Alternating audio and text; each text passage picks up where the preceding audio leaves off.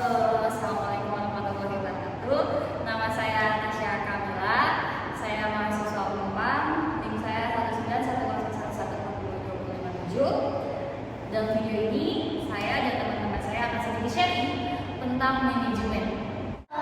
Nama saya Siva Aulia, saya dari Prodi Teknik Informatika semester 8. Di sini saya mau sharing sama teman-teman saya nanti sedikit menjelaskan. Saya ingin menjelaskan tentang manajemen waktu pekerjaan saya ya, di bagian finance. Nanti ditonton aja ya videonya. Hai guys, Assalamualaikum warahmatullahi wabarakatuh. Saya Widya Tiara dari mahasiswa Unpad semester 8 dari kelas 08 TPL 018. Nah, di sini saya mau sharing tentang bagian manajemen produksi karena saya bekerja juga di bagian produksi. Jadi saya mau sharing tentang manajemen produksi itu gimana sih gitu sama teman saya. Nah, di sini membuat video juga sebenarnya karena syarat buat memenuhi tugas mata kuliah kecakapan internasional. Oke guys, ditunggu. Assalamualaikum warahmatullahi wabarakatuh.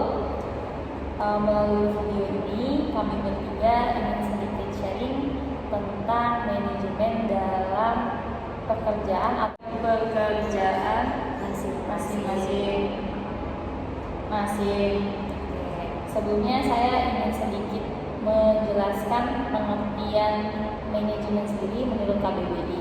Menurut KBBI, manajemen itu adalah sebuah jadi harus diapain dong? Iya dong. Penggunaan sumber daya efektif untuk mencapai sasaran. Menurut kalian bagaimana? Manajemen itu apa sih dalam bidang pekerjaan kalian? Ya boleh Puji dulu jelasin.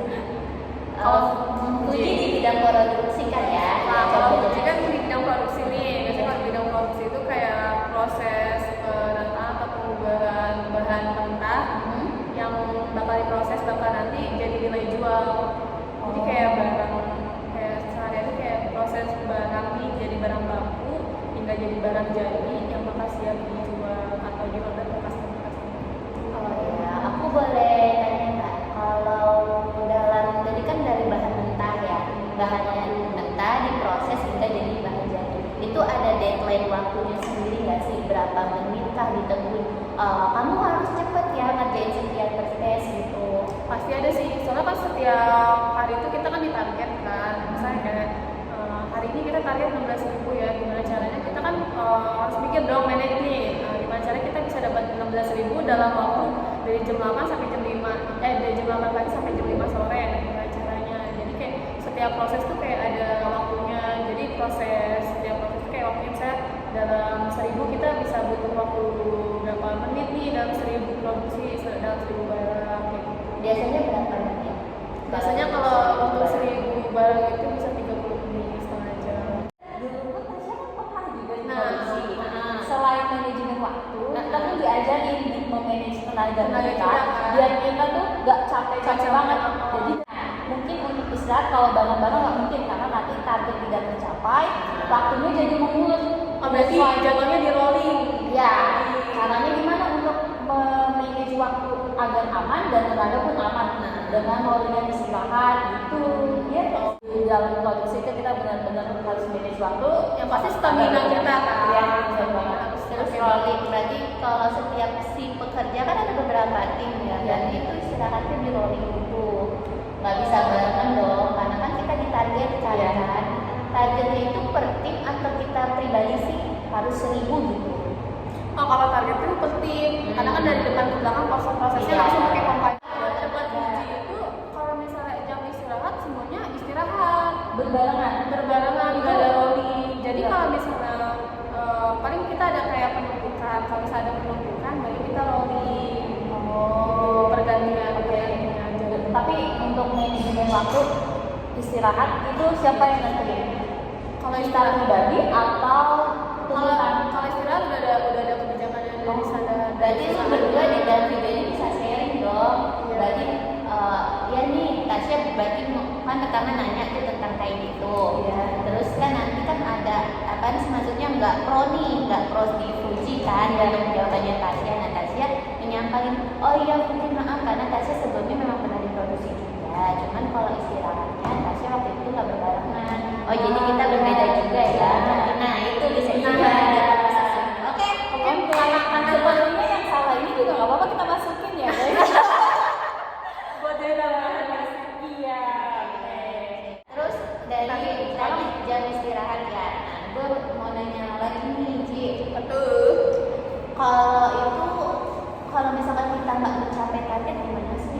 Kalau misalnya kita nggak capai target sih biasanya kita ada jam lemburan. Kan biasanya kayak kalau di Fuji kan jam 5:30 itu baru balik jam 5:30 sore. Nah kalau misalnya kita belum mencapai target kita ada lemburan sekian jam. Biasanya sih sampai jam 8, 2 jam lemburannya. Itu harus mencapai target dan sekalipun tidak mencapai target sih berarti itu bakal dilaksanakan besok. Oh jadi terus ya harus capai target itu. Kalau nggak capek lembur, kalau pas lembur nggak capek juga lembur lagi. Gitu. Pokoknya sampai di gudang itu cek order ke gudang itu harus benar-benar terpenuhi targetnya. Oh iya, sharing dikit ya kan kalau si Pani kan manajemen perkantoran di administrasi kan. Ketika deadline waktu kerja nggak tercapai atau kerja kita belum selesai, kita kan lembur. Tapi kalau disepakati lemburan itu dimasuk dalam hitungan ya, maksudnya hitung tambahan benefit kita nanti.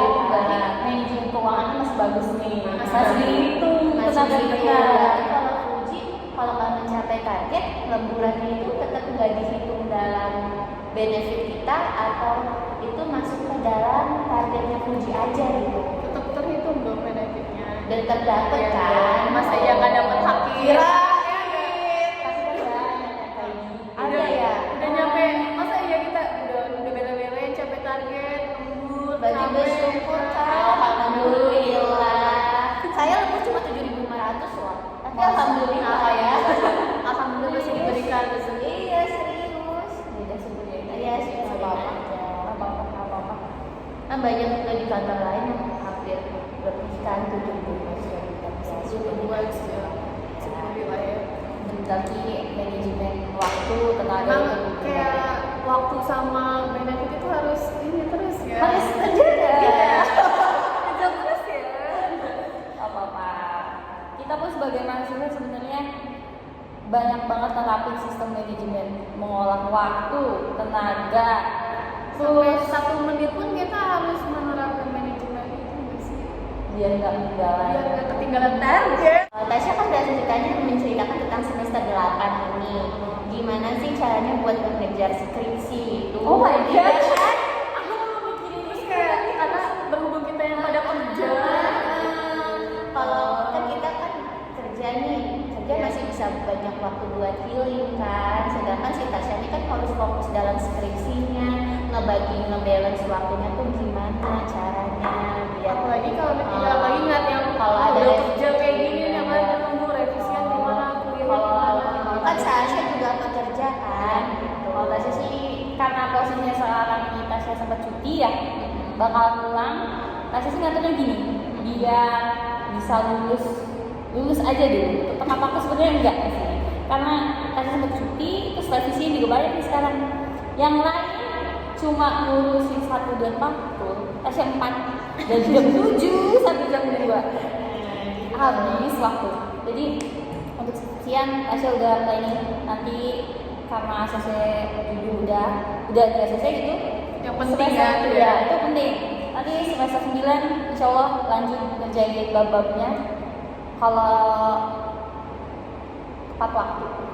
Ya semoga aja ya. Siapa sih yang nggak mau lulus tepat waktunya? Ya. Kita berdoa sama-sama yuk. Kalau Siva kan bagian finance nih, kan finance itu kan tagihan ya. Ya. Jadi kalau dalam finance itu si klien itu, si yang punya pekerjaan, kita tuh harus selalu konfirmasi ke dia, gimana nih pembayaran udah dibayar belum? Nah, kalian nggak ada Aku mau nanya nih satu. Ya. Kalau seandainya, aku nggak tahu ya perusahaan di tempat Kak Syifa ini apa. Tapi kalau finance semua berputar tentang uang.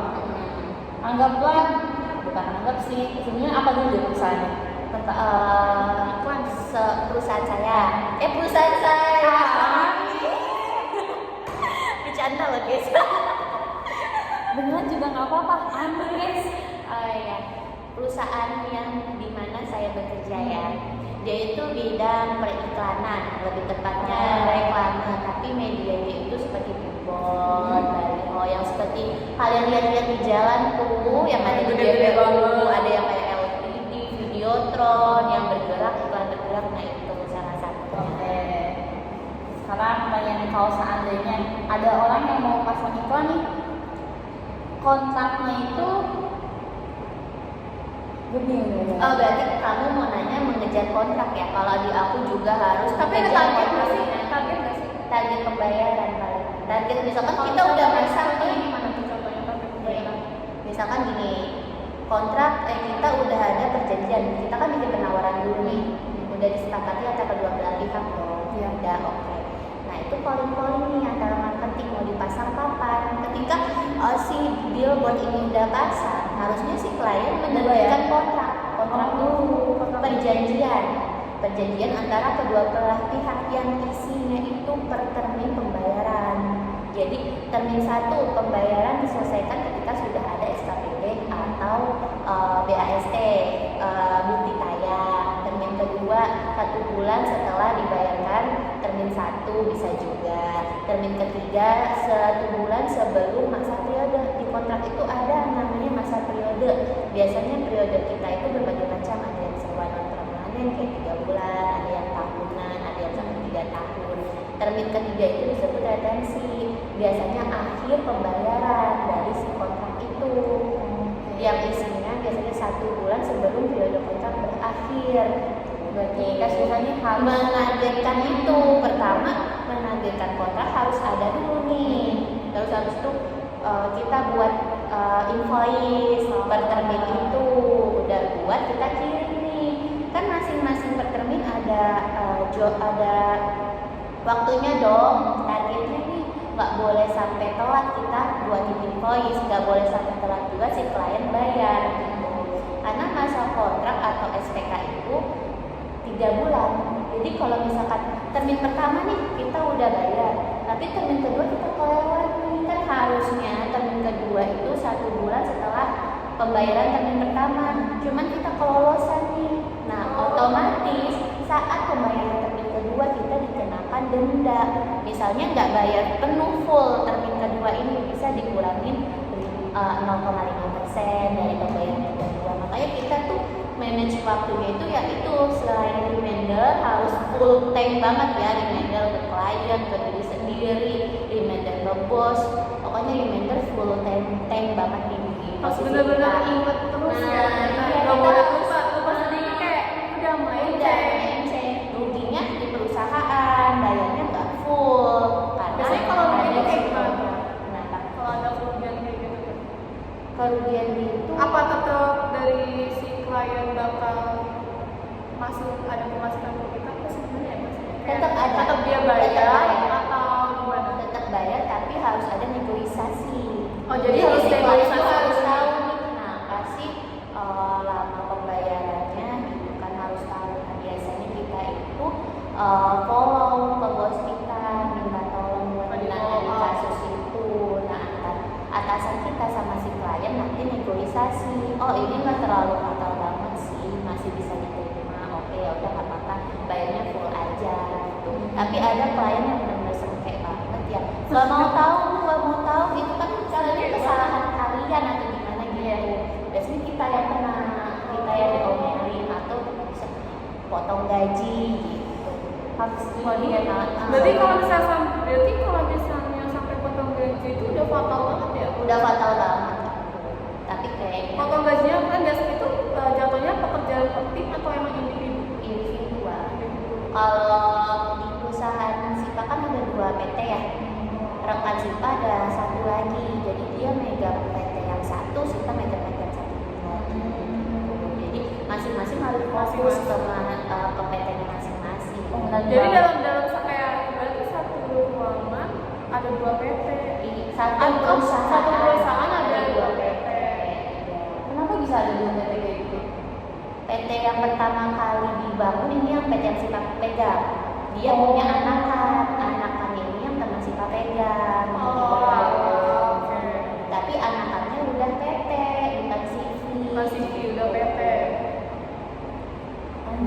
iya, Jadi bukan kerjasama sih, jatuhnya memang dari pusat angkatan 1 dia bikin cabang, Cabang. ini dijadikan PT juga. Kan banyak kan perusahaan sekarang yang kayak gitu. tapi suka ada kayak apa sih? Itu PT-nya itu beda ini juga, beda kepala juga. Sama, orangnya sama, cuman kita buat 2 PT. Orang yang bergerak di dalam PT tersebut ya orang-orang kita juga. Cuman Oh sebenarnya cuma beda dua ibaratnya 2 label aja gitu ya Iya. dalam satu buku. Mungkin kan? kayak gini contohnya perusahaan jarum. Perusahaan jarum kan punya anakan ya kayak Saforia, Denny Jaya, atau Prada kayak Oh itu contohnya kayak gitu. Contohnya. Kalau nggak kan masih kayak. Kalau jarum kan lebih luas itu malah. PT Leni, Saforia dan lain-lain kan juga udah jadi PT kan. Gitu. Kadang suka kayak tapi dalam manajemennya itu sama atau emang ada yang beda nih? Karena kan yang Siva pegang kan lebih dulu daripada yang teman Siva pegang kan. Oh itu ya bagus pertanyaan. Gimana tuh? dari- Ada bedanya. Bedanya mungkin kalau si PT yang teman Siva pegang ini satu lebih lingkupnya lebih luas ya, karena dia cabang. Cabang ini terinspirasi sampai keluar kota. Keluar kota. Sorry. Terlalu excited banget ya. Sampai keluar kota, sampai ada yang ke Dumai, ke Bangka, Jambi. Nah, iya cuman PT yang satu ini tuh bukan fokus ke reklaminya, bukan ke bayarannya, tapi kayak pembuatan produksi kayak buat neon box. Oh, dia lebih kayak produksi. Nah, kalian sering lihat nggak sih di restoran-restoran tuh yang kayak ada label nama, bentuknya kayak neon. Nah, kita itu bikin kayak gitu untuk PT yang itu lebih ke fokus kayak gitunya. Kayak pemasangan spanduk doang yang kayak umbul. Itu juga ada yang lebih luas. Nah, ya, yang PT ini lebih luasnya karena itu. Kalau dari katanya Siva, Kalau PT Sipa berfokus ke periklanannya yang besar-besar kayak Videotronnya, LED, iklan billboard. Untuk pendapatan sih biarpun yang PT ini lebih luas, tapi masih tetap pendapatannya lebih tinggi yang pusat Yang di besar. Sipa karena emang tagihannya lebih besar.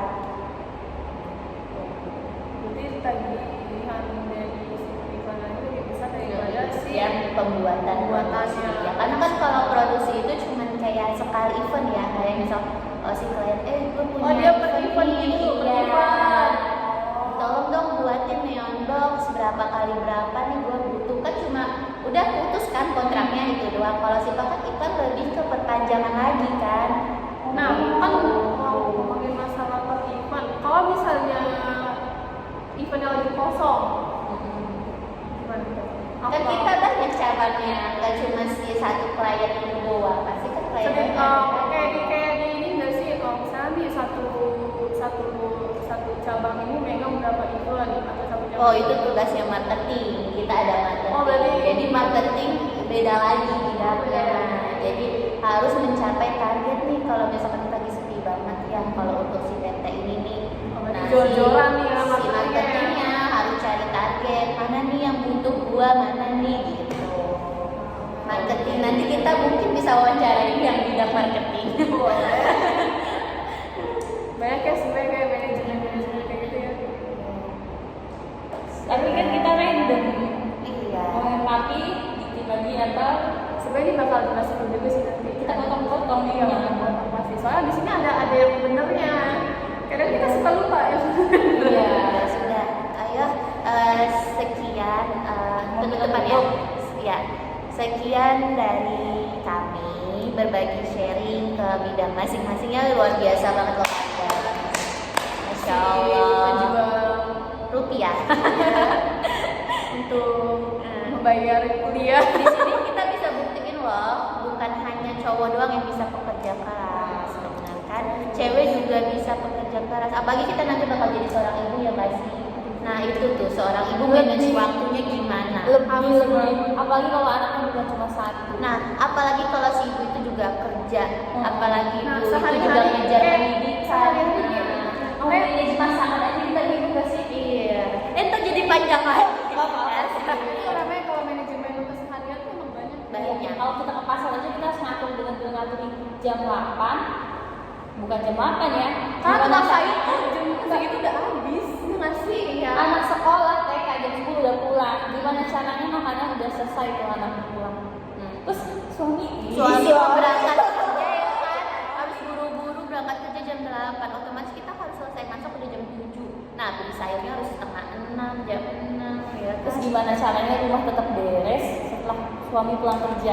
Kalau pulang kerjanya jam 6. Kalau masih menentu sempurna. ya, kalau Iya. kita Masih enak ya. Kalau dia pulang jam 4, terus Udah. anak udah lagi main di luar, belum rapi, bentar lagi maghrib, dia ngaji, dia pulang kerja capek, nyampe gua dia sewot juga. Bantai ya. Banyak juga yang harus diatur. Masya Allah. Ya sudah, sekian dari kami di sini ya.